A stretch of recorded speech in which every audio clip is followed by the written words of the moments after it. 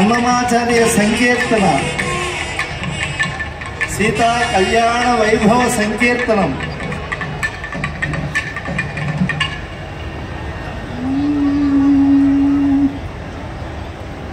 పవనజ స్తుతి పాత్ర పావన చరిత్ర రవి సోమవర నేత్ర రమణీయ గాత్ర పవనజ స్తుతి.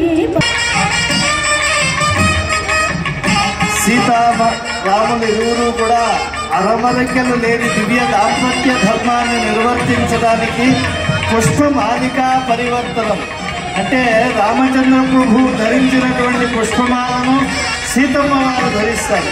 సీతమ్మ వారు ధరించినటువంటి సుపుష్పమాలికను రామచంద్ర ప్రభు ధరిస్తారు.